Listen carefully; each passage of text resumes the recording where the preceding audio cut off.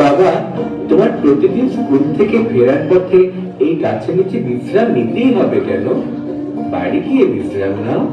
এই বাতাসে কি এমন শান্তি? শান্তি।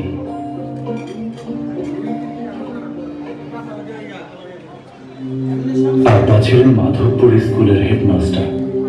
স্কুলের সকল বাচ্চাদের বলতেন, আনন্দের দিনে গাছ লাগা, বিপদের বন্ধু হবে।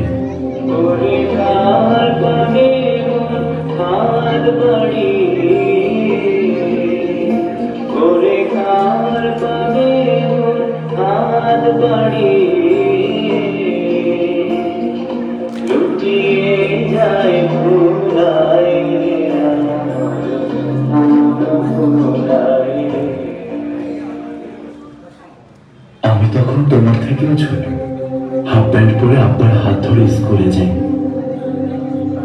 1971 সালে যুদ্ধ শুরু হলে আব্বা স্কুলের মাঠে গ্রামের ছেলেদের যুদ্ধের ট্রেনিং দিত। সেই খবর পেয়ে একদিন রাতে মিলিটারিরা কাদের চাচাকে নিয়ে আমাদের বাড়িতে এলাম।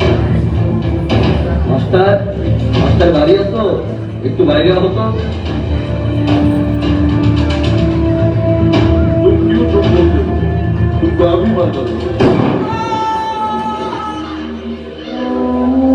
গুলির শব্দ পেয়ে আমরা আমাদের দুই ভাই বোনকে নিয়ে বাড়ির পেছনে যে বড় গাছটা, ওইটাতে উঠে লুকালাম।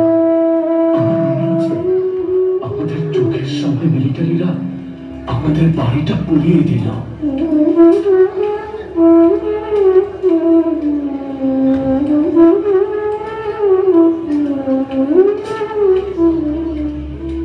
এরপর আরো 7 মাস যুদ্ধ হওয়ার পরে দেশ যেদিন স্বাধীন হলো, আব্বার কথা মনে করে আমি স্কুলের মাঠেই গাছটি লাগিয়েছিলাম।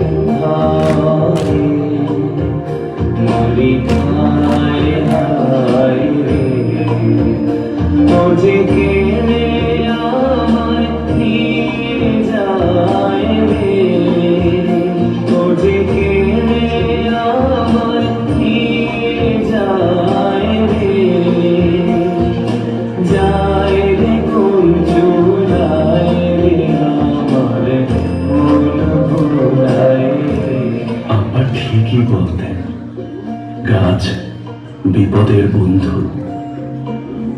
এত ডাল পাতা শোভিত এই বিশাল বৃক্ষ, যার গায়ে রয়েছে অসংখ্য আঘাতের ক্ষত বিক্ষত চিহ্ন, ছাল বাকো। 1988 সালের বন্যার পানিতে যখন চারদিক ভেসে যাচ্ছিল, আশেপাশের সকল মানুষ এই গাছের সাথে তাদের গরু ছাগল বেঁধে গাছের ডালে আশ্রয় নিয়ে জীবন বাঁচিয়েছিল। 91 ঘূর্ণিঝড়ে তো স্কুলের চালই উড়ে গেল।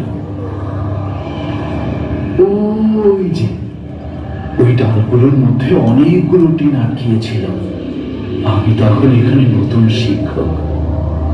ঝড়ের শেষে ছাত্রদের নিয়ে সেই টিনগুলো নামিয়ে একটা ঘরের ছাউনি দিয়ে আবার পড়াতে শুরু করলাম।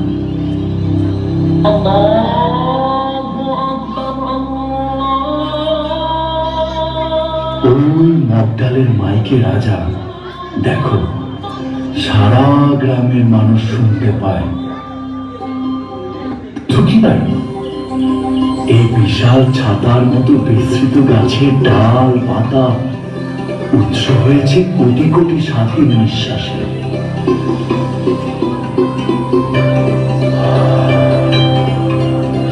হ্যাঁ বাবা, আর আমরা যে ঈদের নামাজের মাঠ সাজাতে, বৈশাখী মেলা, পৌষ মেলা, বার্ষিক ক্রীড়া অনুষ্ঠান ও আরো সকল অনুষ্ঠানের মাঠ সাজাতে সব দড়ি তো এই গাছের ডালেই বাঁধি। কত প্রয়োজনীয় খবরের নোটিশ টানাতে পারি এই গাছে এখন। দাদু তোমাকে তাহলে একজন প্রকৃত হেডমাস্টারের মতো শিক্ষা দিয়ে গেছে, কি বলো?